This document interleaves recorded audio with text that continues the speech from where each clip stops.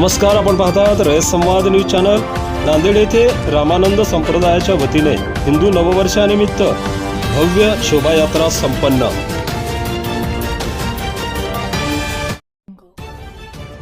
हिंदू नववर्ष गुढीपाडव्याच्या मंगलमय पर्वानिमित्त रामानंद संप्रदाय जिल्हा नांदेड यांच्या वतीने आयोजित करण्यात आलेली भव्य शोभायात्रा भक्ती, संस्कृती आणि परंपरेचा अप्रतिम संगम ठरली।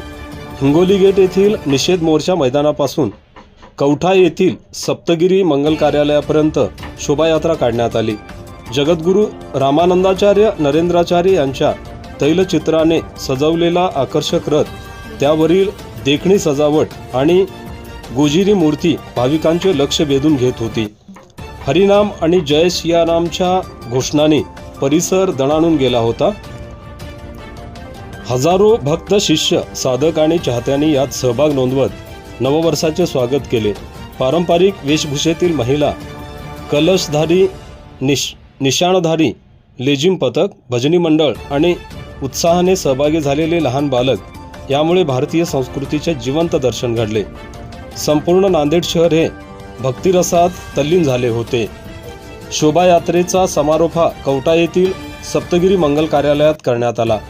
येथे विधिवत पूजा व आरती पार पडल्यानंतर भाविकांना महाप्रसादाचे वाटप करण्यात आले।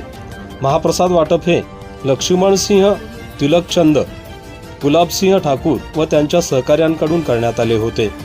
संपूर्ण सोहळ्याचे थेट प्रक्षेपण गंगाधर पडवळे, राजेश मुतनेपवाड आणि अंजली जाधव यांनी केले। कार्यक्रमाचे सूत्रसंचालन शुभांगी पतंगे यांनी केले। वैष्णवी जाधव यांनी आभार मानले।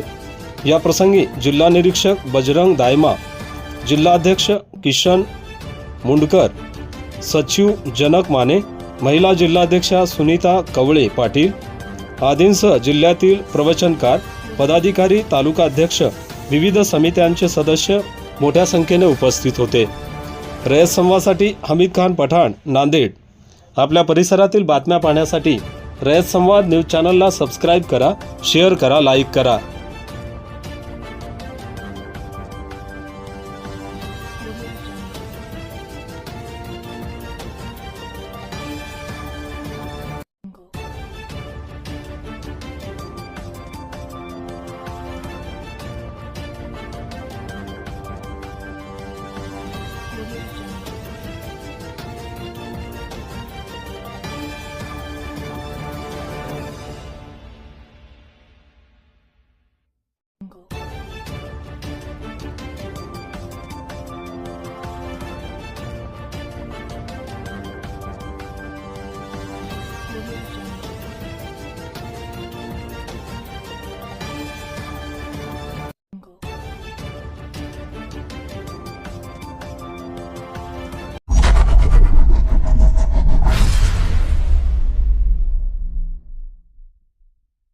अशाच नवनवीन घडामोडींसाठी रयत संवाद न्यूज चॅनलला लाईक करा, शेअर करा आणि सबस्क्राईब करायला विसरू नका।